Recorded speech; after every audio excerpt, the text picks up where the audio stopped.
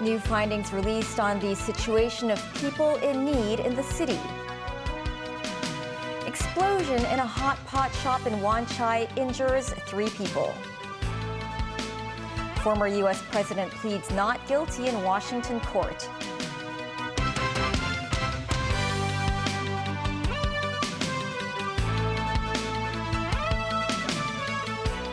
Hello and welcome to TVB News. The Legislative Council Secretariat has released a research report on the characteristics of low and lower middle income households, hoping to understand the challenges facing families in need. The report shows the proportion of economically inactive or unemployed families doubled over the past 25 years. Mimo Singai reports. As the government hopes to offer more support to people in need, it focuses on 3 groups for targeted poverty alleviation: all elderly households, single-parent households, and subdivided unit households. To understand the circumstances and difficulties facing the low-income and lower-middle-income households in the city, the government collected data on household characteristics from the 2021 population census and compared it with statistics of the past 25 years. The result suggests over 334 and 300,000 households have a monthly income below $10,000, 160,000 families more than in 1996. Among low-income households, the proportion of unemployed families doubled over the past 25 years, from 33.8% to 74.1% in 2021. Meanwhile, among low-income households with non-elderly members, the number of economically inactive households tripled from 50,000 to 157,000. The report points out the sum of government expenditure on recurring cash benefits increased notably over the past 25 years. Lawmaker Rebecca Chen, who is a former member of the Commission on Poverty, said authorities should investigate the reasons behind those unemployed. She added government benefits should be provided to people with acute needs. Mimo Singai, TVB News. The Indonesian government is planning to roll out a new rule requiring employers to shoulder all agency fees when hiring Indonesian domestic helpers. Secretary for Labor and Welfare Chris Sun said he has expressed concerns to the Indonesian government on the matter. The labor chief said a meeting will be set up with the Indonesian Consul General in Hong Kong. He said that any change to the rules should not heap extra burden on local employers and also shouldn't affect Indonesian helpers' work opportunities in Hong Kong. Earlier, Indonesia tried to push for similar measures in Taiwan and Singapore. The measures didn't get the go-ahead after opposition from Taiwan and Singaporean governments. Under the planned new measure, Hong Kong employers might need to fork out more than $20,000, up from the previous $12,000 to $18,000. An explosion from a tabletop gas stove in a restaurant in Wan Chai injured 3 people today.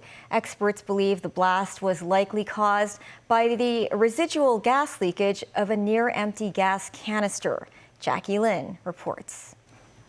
The blast allegedly involved this cassette gas stove. A butane gas cylinder on the table is seen broken alongside a sight of disarray. This explosion happened at one of the branches of a hot pot restaurant chain at around 1 p.m. on Jeff Road, Wan Chai. 2 diners aged 20 and 24 at the table injured their hand, chest, and neck. Another female diner nearby also experienced ringing in her ear. The injured have been sent to Ratanji Hospital for treatment. Police investigations are now underway as to what caused the blast. Officers from the Electrical and Mechanical Services Department and the Food and Environmental Hygiene Department were also at the scene and took away gas stoves from the eatery. Last year, a similar explosion accident too at a hot pot restaurant in Yipei Square, Chun Wan. 2 female patrons sustained facial injuries. Gas and engineering expert Louis Cito believes the gas cylinder involved this time might appear near empty, but the explosion could be caused by its residual gas and sparked by cooking fire on the stove. Though the bottle gas is finished, the fire is not light up. But if the gas still leaking together with the nearby oxygen, there will be a flash fire and it will generate the explosion. Sito reminds the public to take extra precautions when using such gas stoves, especially when changing the canisters. Jackie Lin, TVB News. The 4-day Hong Kong Brands and Products Shopping Festival was launched at the Asia World Expo on Lantau Island today. There are over 300 booths at the venue. Sausages, desserts, and snacks. Many people flocked to the festival today to enjoy international food from 20 hot food stalls. The first time visitors have been able to do so since the pandemic. The organizer, the Chinese Manufacturers Association of Hong Kong, believes the event can attract around over 50,000 visitors this year. Overseas, a defiant Donald Trump said it was a sad day for America. The former U.S. president left Washington after pleading not guilty to charges he orchestrated a plot to try to overturn his 2020 election defeat. He appeared in person at court in a hearing that took about an hour. David Garrett reports. After pleading not guilty to plotting to overturn the 2020 presidential election, preparing to fly back home in his private jet, the former President Donald Trump remained defiant. Thank you very much. This is a very sad day for America, and it was also very sad driving through Washington, D.C. and seeing the filth and the decay and all of the broken buildings and walls and the graffiti. This is not the place that I left. It's a very sad thing to see it. When you look at what's happening, this is a persecution of a political opponent. This was never supposed to happen in America. Earlier, Trump came down to earth with a bump, but is still flying high in the polls. The former president descended the steps before making the short drive to the court in Washington. There he would face a judge and charges including conspiracy to defraud the country and depriving citizens of the right to have their vote counted. Security was tight with supporters and opponents of Trump gathering for a glimpse of the 77-year-old. It was not far from where the US Capitol riots took place on the 6th of January 2021. The riots are central to the prosecution case. Congress was stormed and around 1,000 defendants have already appeared at this same courthouse. The 45th president had been on social media predicting he would win next year's election and blaming Joe Biden for concocted charges. Inside the court, Trump pleaded not guilty, emphasising the first word to the 4 charges. Jack Smith, the special counsel leading the prosecution, was there. This AP reporter was also inside. Trump came in a few minutes after Smith. He appeared to look in Smith's direction, but was looking across the gallery. At one point, he appeared to mouth the word hi to somebody in the gallery. Smith was talking to someone on his right for much of the hearing, or much of the court before the hearing began. He was whispering to the person and often turning to the left in the direction of the former president. The US is still split over Trump. Some love him, others loathe him. I believe that President Trump is the only leader who can make America great again, and so I think true justice would be restoring him back into the White House. I think justice would be in a fair verdict, and I think that requires jail time. Trump is also facing charges in New York for hush money paid to Stormy Daniels and other felonies in Florida for retaining classified documents. David Garrett, TVB News. 2 U.S. Navy sailors have been charged with providing sensitive military information to China. The pair, both based in California, were charged with similar moves to provide sensitive intelligence to Beijing. Jin Chao-wei, a 22-year-old sailor assigned to the San Diego-based USS Essex, was arrested on Wednesday while boarding the ship. He is accused of passing detailed information on the weapons systems and aircraft aboard the Essex. The Justice Department also charged 26-year-old sailor Wenheng Zhao with conspiring to collect nearly $15,000 in bribes from a Chinese intelligence officer. This allegedly in exchange for U.S. naval exercise plans, operational orders, and photos and videos of electrical systems at Navy facilities. Wei and Zhao pleaded not guilty to the charges. South Korean police detained a man suspected of stabbing a high school teacher with a knife in the city of Daejeon. The stabbing follows a separate attack on Thursday in which 14 people were wounded near a busy subway station in Seongnam. Officials at the Daejeon Metropolitan Police Agency did not immediately release the personal details of the suspect in the Friday morning attack on the teacher at Songcheon High School, describing him only as a man in his late 20s. According to police, the suspect waited for the teacher to step out of a classroom. The suspect then stabbed him and fled the scene, which, according to officials, suggests they were acquaintances. Authorities did not specify the teacher's condition. The attack in Daejeon came hours after South Korean President Yoon Suk-yeol called for ultra-strong law enforcement measures to restore faith in public safety after Thursday's violence. Still ahead, Typhoon Kanoon's U-turn raises new alerts. Australia welcomes China's decision to lift tariff on barley. Ousted leader of Niger pleads for help in Washington Post.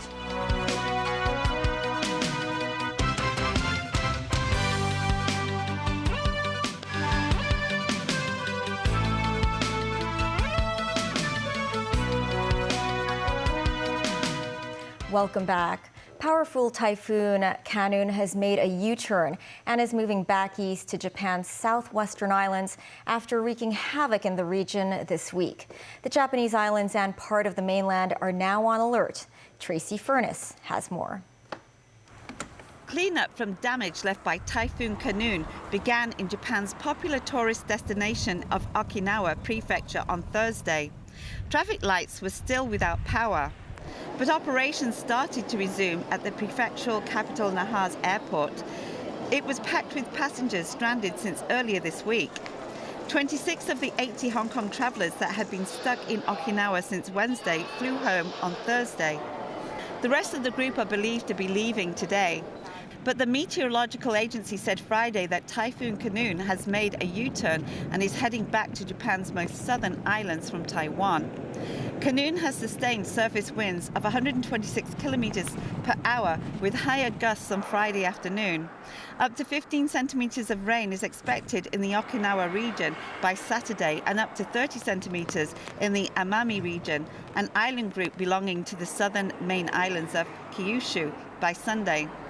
The winds had been stronger when Kanoon crossed Japan's southern islands Tuesday at 180 kilometers an hour, knocking out power in 220,000 homes. Kanoon's reversal has taken it away from China, where rain from an earlier typhoon caused severe flooding this week around Beijing. But on the mainland's east coast, Zhejiang province has taken precautionary measures, such as activating emergency responses and deploying work teams to assist in local efforts to combat the powerful Typhoon Kanoon. As of Thursday, 156 passenger ferry routes had been suspended, and all passenger ferry services in the cities of Ningbo, Wenzhou and Taizhou have been halted. Tracy Furness, TVB News. China has lifted a tariff that has been in place on Australian barley for 3 years. The new measures come into effect tomorrow and should see a surge in trade. We have been notified that China will remove the 80.5% anti-dumping and countervailing duties on Australian barley as of tomorrow, the 5th of August. This is the right outcome. The right outcome for Australian producers and the right outcome for Chinese consumers. Beijing had placed an 80% tariff on Australian barley in 2020 after a diplomatic row erupted over the origins of COVID. Prior to the restrictions, imports of Australian grain amounted to about $600 million a year. The Australian government hopes trade barriers on Australian wine will be lifted next. Niger's military junta says it is severing military agreements with France, its former colonial ruler, and has fired some of the previous government's key ambassadors. This comes as detained President Bazoum issued a plea for help to the international community through an opinion piece in the Washington Post. Daniel Rao reports. Niger's junta has revoked a raft of military cooperation agreements with France dating from between 1977 and 2020. France has between 1,000 and 1,500 troops in Niger, helping to fight an insurgency by groups linked to Al-Qaeda and Islamic State that has destabilized West Africa's Sahel region. Following last week's coup that ousted President Mohamed Bazoum, Niger's regional and Western partners, including France, have imposed sweeping sanctions. This in an effort to pressure the coup leaders to restore constitutional order. Meanwhile, ousted President Bazoum issued a plea for help to the international community. Writing in the Washington Post, Bazoum said the coup launched against his government by a faction in the military on July 26th has no justification.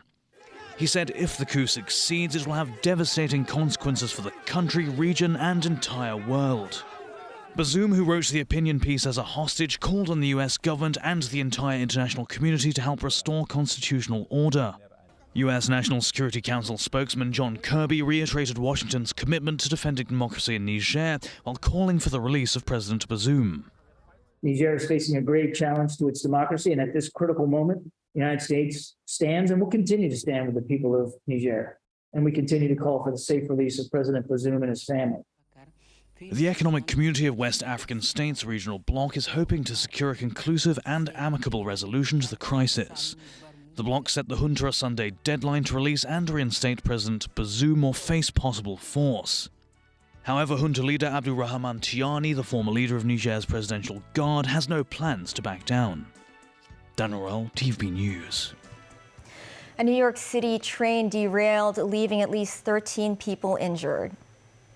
8 cars came off the line. There were about 100 people aboard the Long Island service when it left the tracks east of the Jamaica station in the borough of Queens.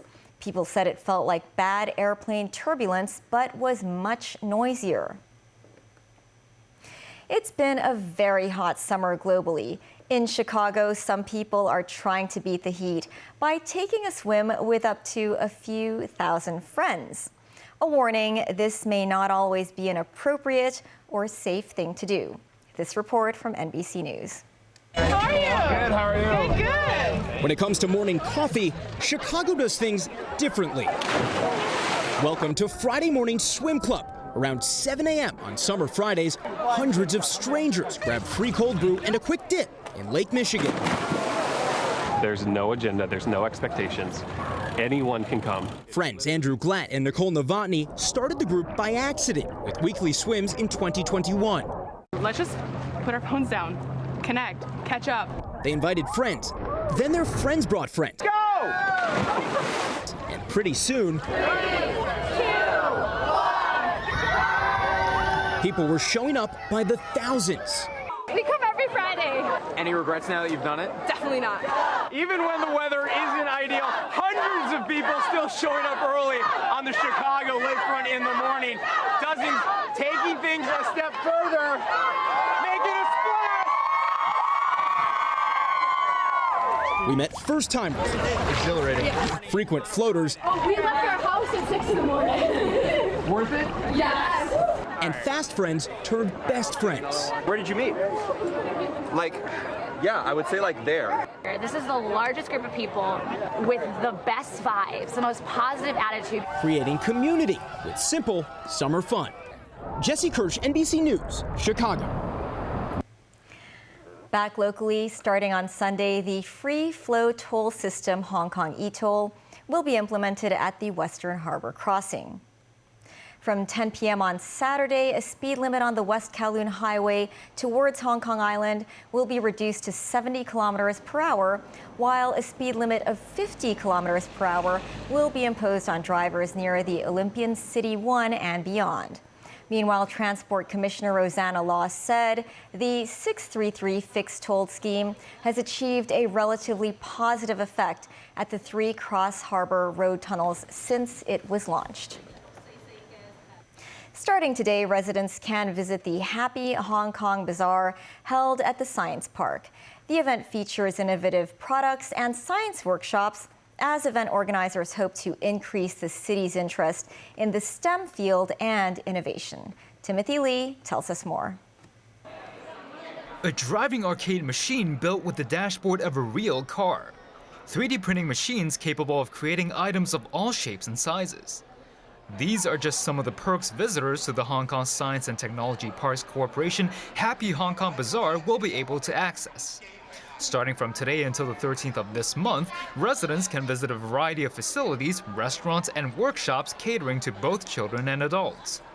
Officials such as Financial Secretary Paul Chan attended the opening ceremony of the Science Lovers Festival. Exhibitors from around 60 HKSP Park companies also introduced some of their newest creations to the public, many focusing on green technology. Some exhibitors shared some of these innovative products. We provide and develop the waterless, naturally derived personal and household cleaning powder refill. And our product is just a powder form, and it remove the main ingredient part of any cleaning product. So it's only 2% rate of the normal product. You can save the 98% transportation carbon emission. Our product aims to cut the spreading of bacteria in the community. So we work with government to tailor-make some covering of the handles and places where many people will contact, so yeah, to prevent the spread of the disease. Those shopping at the Science Park Bazaar can make purchases with HKSP Pay's Palm Vein Scanner system, the first such payment system in the city. Event organizers remind residents they must first make registrations before paying with their hands. Timothy Lee, TVB News. That's the news. Thanks for watching. Have a great weekend.